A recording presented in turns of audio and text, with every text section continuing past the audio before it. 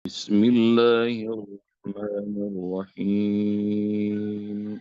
كلا والقمر والليل إذ أدبر والصبح إذا أسفر إنها لإحدى الكبر نذيرا للبشر لمن شاء منكم أن يتقدم أو يتأخر إنها لإحدى الكبر. Kalau dalam struktur bahasa Allah, dalam bahasa Al-Quran, ayah bunda, kalau sudah ada sumpah-sumpah Allah, nanti ada pesan penting yang ingin Allah sampaikan. Jadi kalau Allah bersumpah wasyamsi wa duhaha wal qamari idza talaha wan nahari idza jallaha wal laili idza yaghsha, demi matahari, demi bulan, demi malam, demi siang, semua disebut demi, nanti akan ada satu pesan penting dari Allah Subhanahu wa taala. Dan kalau Allah sudah bersumpah dengan makhluk-makhluknya yang besar-besar, itu maknanya sumpah yang sungguh-sungguh. Dan setelah sumpah dalam bahasa Arab qasam, dan di sini ada waw qasam, wal qamari, demi bulan, tuh ada wawnya. Wal laili, demi malam. Was subhi, demi waktu subuh. Dan huruf-huruf qasam ini akan membuat bacaannya bukan jadi wal qamaru, bukan menjadi wal lailu, bukan was subhu, tapi kalau waw qasam nanti ada 3 huruf sumpah. Waw, fa, ta. Jadi wallahi, billahi, tallahi. Kalau ada 3 huruf itu, maka isim yang menyertainya akan jer, akan kasroh. Jadi kalau itu huruf qasam, maka nanti akan ada jawabul qasam. Apa yang ingin disampaikan pesan pentingnya? Nah itu. Pesan pentingnya ada 2. Satu tentang innaha la'ihdal kubar, bahwa neraka sakor itu salah satu bencana yang besar. Yang kedua nanti ada kullu nafsin bima kasabat rahina. Insya Allah besok, kalau Allah kasih umur kita, nah, setiap orang tuh bertanggung jawab pada dirinya sendiri-sendiri masing-masing. Jadi pesan penting yang ingin Allah sampaikan. Dan hari ini Allah ingin sampaikan kepada kita bahwa neraka sakor itu adalah salah satu bencana yang besar. Innaha la'ihdal kubar. Bencana yang besar itu adalah sudah merasa nyaman, sudah nabung, sudah investasi puluhan tahun. Ujung-ujungnya zong. Itu namanya bencana. Yang terdekat dari kita, itu yang ada di Malibu, di Palisade, di Los Angeles. Bikin rumah sudah jutaan dolar dengan arsitektur yang paling didambakan. Dia kira udah lokasi teraman, dekat air, dekat pantai. Tapi rupanya meskipun dekat air, airnya susah, malah kebakaran. Itu namanya zong. Bencana tuh, bencana. Sama kalau ngelihat dari sosok Al-Walid bin Mughirah, orang kaya, orang pintar, tokoh terpandang, kurang apa? Dan rupanya zong, ujungnya neraka sakor. Dan itu bencana. Dan bencana itu ayah bunda yang udah dikasih dengan rasa cinta, ada passion, ada gairah mengerjakannya, melakukannya. Tapi ujung-ujungnya celaka. Sama seperti surat Al-Ghasyiyah. Kalau dalam surat Al-Ghasyiyah ya bunda bakal tahu tuh. Amilatun nasibah. Amilatun. Dia itu bekerja terus. Nasibah. Sampai payah bang. Di dunia segala-gala sudah dikasih sama dia. Dia bekerja keras sampai letih. Kepala jadi kaki, kaki jadi kepala. Tapi kata Allah, tasla naron hamiyah. Udah segitu capeknya ngejar dunia, malah masuk neraka hamiyah yang mendidih. Jadi itu salah satu bencana besar. Kala innaha la ihdal kubar. Itu adalah salah satu bencana besar. Dan bencana yang terbesar itu adalah niat pulang, jumpa Allah, tapi sama Allah dicuekin. Nanti ada ayat, juga ada hadis. Nanti ayah bunda bakal tahu. Ada jenis orang yang nanti di hari kiamat, belum juga di akhirat. La yukallimuhumullah yawmal qiyamah. Allah nggak mau ngajak bicara mereka. Wala yuzakihim, dan Allah nggak mau mensucikan diri mereka. Walahum azabun azim, dan mereka akan dapatkan azab yang besar. Cari ayatnya ya. Ama Allah di hari kiamat dicuekin. Dicuekin itu maknanya orang udah dihisap semuanya, enggak. Seolah-olah Allah nggak ngelihat dia ada tuh.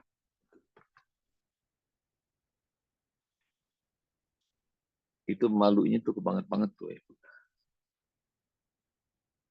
Kalau ya bunda datang ke sebuah acara bersama teman, ini undangan tokoh, sambil menuju tempat acara, ayah bunda bilang ke teman yang ayah bunda ajak, nanti nih tokoh ini nih akrab banget sama saya. Dari kecil dia udah temennya saya. Teman saya sekolah, teman saya kuliah, segala macam. Kita pernah main bareng segala macam. Wah, kita cerita lah sama teman yang kita ajak nih tentang tokoh yang ngundang acara. Tapi Masya Allah, itu acaranya enak, bagus, segala macam, semuanya senang, makanan mbak enak. Tapi tokoh itu kita dadah-dadahin, yang punya acara, seolah kagak ngeliat gitu. Dia sibuk sendiri, lain-lain. Kita ajak salaman, gila salaman, pura-pura kagak mau, ditarik tangannya. Kita nggak tahu nih salahnya apa nih kita. Kebayang nggak kira-kira betapa malunya kita tadi sepanjang perjalanan kita bilang ke teman kita, tenang aja, dia mau teman gue dari kecil. Ya rupanya enggak mau. Dia kayak nggak ngelihat kita datang, dia kayak nggak kenal kita, rasanya tuh malu, rasanya sakit. Nanti ada episode di hari kiamat, bukan di akhirat nih. Di hari kiamat ada orang yang wala yukallimullah yaumal qiyamah. Di hari kiamat Allah nggak mau ngajak ngobrol mereka. Wala yuzakihim, Allah nggak mau bersihin dosa-dosa mereka. Walahum azabun azim, mereka akan dapat azab yang dahsyat. Itu belum juga ngelihat neraka, udah lemes tuh kita kalau udah dicuekin sama Allah. Nanti ayah bunda cari, ada ayatnya, ada hadisnya. Deskripsinya kalau kata Rasulullah ada 3 golongan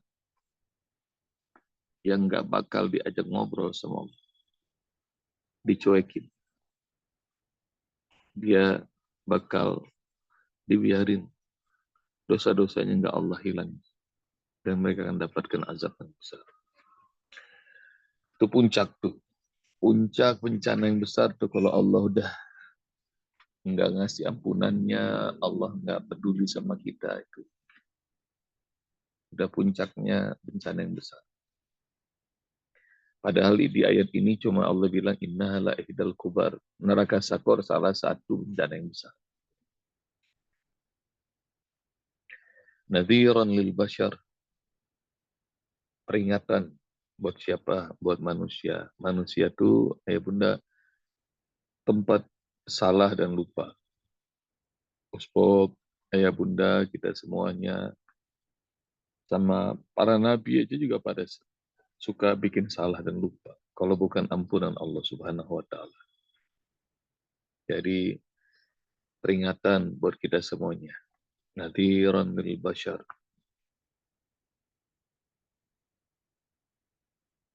Seorang sahabat dikasih penyakit stroke sama Allah Subhanahu wa taala malah girang. Kebanyakan manusia mungkin juga Usbab kalau dikasih stroke ya kecewa, sedih, langsung ngerasa introvert, ngurung diri, gitulah kira-kira. Tapi Masya Allah begitu dia dikasih stroke sama Allah Subhanahu wa taala, kenal para ulama, kenal para ustadz, kenal usbab, dia girang, dia nangis. Kalau nggak stroke ini, kayaknya saya mah nggak sholat usbab. Kalau bukan penyakit stroke ini, saya nggak kenal usbab. Jadi rupanya kalau Allah kasih peringatan, belum tentu dia itu musibah, belum tentu itu azab Allah. Boleh jadi Allah sayang. Satu nikmat yang Allah cabut dari kita belum tentu itu musibah. Siapa tahu itu rahmat terbesar dari Allah. Ini bicara nadhiran lil bashar. Kalau masih lagi di dunia, bersyukur aja. Apa yang Allah kasih bersyukur. Sampai kau temukan hakikat bersyukur sama Allah Subhanahu wa taala. Contoh, makan minum sehari ini halal, Bunda. Nanti Ramadan Allah cabut makan minum di siang hari. Dari mulai subuh sampai maghrib, Allah cabut tuh kehalalannya makan minum. Kalau satu nikmat yang Allah cabut, jangan kira itu musibah. Itu adalah anugerah. Kenapa? Begitu kita berbuka di waktu maghrib, satu teguk aja enak banget. Hingga saking enaknya, ucapan itu terdengar tuh ucapan syukurnya. Zahaba zoma'u wabtalatil uruq wa tabatal ajru insyaallah. Atau kalau orang Indonesia yang masyhur, Allahumma laka sumtu wa bika amantu wa ala rizkika aftartu bi rahmatika ya arhamar rahimin. Itu usbab kalau lagi buka puasa di mana-mana kedengeran itu. Orang pada baca rame-rame lagi. Tapi kalau di luar bulan Ramadan kayak hari ini nih, nggak tahu deh di rumah ayah bunda kedengeran nggak tuh? Allahumma barik lana fima razaqtana wa qina adzabannar. Nggak kedengeran. Tahu sebabnya? Karena satu nikmat Allah cabut, Allah pengen ngasih tahu bahwa ini nikmat terlalu berharga. Kalian syukurnya kurang. Nadhiran lil bashar. Manusia tuh lupa. Dikasih umur. Bersyukur nggak sama umur? Banyak yang nggak bersyukur, pengennya nambah. Dibilang besok mati ya. Jangan besok, sebab masih takut mati. Padahal udah banyak tuh umurnya. Jadi masih takut mati. Jadi nikmat umur kurang disyukuri. Nikmat ilmu kurang disyukuri. Nikmat sehat kurang disyukuri. Nanti sama Allah pelan-pelan satu-satu dicabut. Supaya apa? Supaya kita sadar nih, bersyukur. Kalau udah di akhirat nggak bisa lagi tuh kita dapat peringatan. Tapi kalau di dunia masih bisa. Karena itu Allah kasih tahu neraka sakor kan belum kelihatan, belum kedengeran. Kita belum merasakan ketakutan dan kepanikannya. Padahal deskripsinya udah jelas. Allah cerita, ya Bunda. Tapi ini Alhamdulillah, ini kayak ujiannya Umi Deti. Ujian belum, bocorannya udah dikasih tahu. Nah, ini bocoran dari Allah supaya neraka sakor ini kagak nyampe. Dikasih tahu nih bocorannya sama Allah. Nih kayak begini, gini. Malaikatnya kayak gini. Apinya kayak gini, dikasih tahu sama Allah. Buat siapa? Buat umat Muhammad. Buat umat Muhammad yang hari ini, alhamdulillah pagi ini ikutan kelas online. Nah, jadi tahu tuh panasnya neraka sakor. Dikasih tahu bocorannya nadhiran lil bashar. Ini peringatan ya, kata Allah. Liman syaa minkum ayyataqaddama aw yata'akhir. Udah segitunya lawahatun lil bashar. Ada alaiha tis'ata asyar. Masih berani maju nih ke neraka sakor, kata Allah. Atau mundur. Nah, sama ya Bunda, barangkali masih ingat simulasi yang Usbop pernah ajak ayah Bunda bareng-bareng tentang motong jeruk nipis, jeruk purut di tangan sendiri pakai pisau, kemudian jeruknya terbelah, kemudian dijulurkan ke lidah. Nah, peras itu di ujung lidah. Dan kata ayah Bunda, tiba-tiba kok rasanya jadi asam nih, kok. Ada nggak tuh? Nggak ada jeruknya. Tapi diri kita nih bisa tuh merasakan jeruk yang nggak ada. Kalau yang ikut training Usbop dulu di Songdolken, barangkali juga pernah tahu. Usbop bilang tentang mak lampir. Masih ingat nggak mak lampir? Sampai detil banget tuh ayah bunda cerita mak lampir tuh bajunya kayak gini, giginya kayak gini, umurnya kira-kira segini, segala macam sampai detil. Ujung pertanyaan Usbop, kira-kira tuh mak lampir beneran ada apa enggak? Dan semuanya sepakat enggak ada katanya. Nah, yang enggak ada aja segitu detilnya bisa menggambarkan mak lampir. Jadi maknanya sama ya Bunda. Kemarin tuh pertanyaannya Bunda Eli. Bunda Eli Marianti bilang, inikah Ustaz yang namanya Al-Quran hidup? Iya. Al-Quran hidup tuh Allah udah cerita tentang surga sedetil-detilnya. Allah cerita tentang neraka sedetil-detilnya.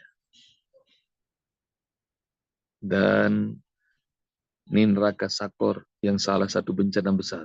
Masih berani maju, kata Allah. Atau engkau bergerak mundur. Jangan dekat-dekat.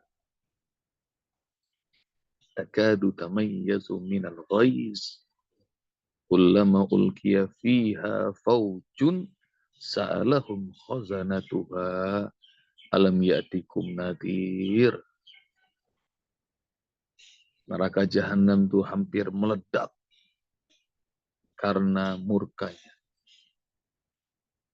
Setiap kali dilemparkan sekelompok manusia ke dalam neraka jahanam, maka para penjaganya bertanya, apakah belum ada ya yang ngasih peringatan sama kalian dulu di dunia?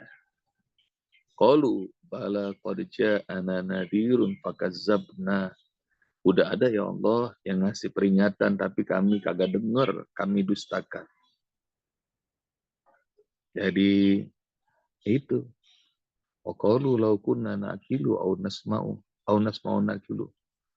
Ma kunna fi ashabi sa'ir. Kalau dulu aja kami dengar, kami pikirin, kami resapin, kami nggak bakal jadi penduduk neraka sa'ir. Itu bocorannya udah ada tuh ya Bunda dalam surah Al-Mulk, surah Al-Mudassir. Nah, masih mau maju nggak nih kata Allah? Surah Al-Mursalat juga kemarin kita juga bicara innaha tarmi bi syararin kal qasr ka'annahu jimalatun sufur. Intaliku ila dhillin di thalathi syu'ab la dhalili wa la yughni minal lahab. Bocorannya udah banyak. Ayo Bunda. Ini nikmat ujian kayak begini. Jadi ujiannya sudah dikasih tahu, jawabannya udah dikasih tahu, bocorannya udah dikasih tahu. Tinggal ayah bunda resapin dalam hati, dan nanti kalau ditanya bisa jawab. Inna la'idal kubar. Sesungguhnya neraka sakor salah satu bencana yang besar. Nadiran lil bashar, ini peringatan buat manusia. Liman sya'a minkum ayyataqaddama aw yata'akhir. Buat orang yang diantara kalian mau berani maju enggak? Atau malah surut mundur ke belakang, menjauhi panasnya api neraka. Semoga Allah lindungi kita, keluarga yang kita cintai, semua orang yang kita sayangi, dan Allah jauhkan dari panasnya api neraka. Allahumma amin. Jazakumullah ya Bunda. Assalamualaikum warahmatullahi wabarakatuh. Waalaikumsalam warahmatullahi Waalaikumsalam warahmatullahi wabarakatuh.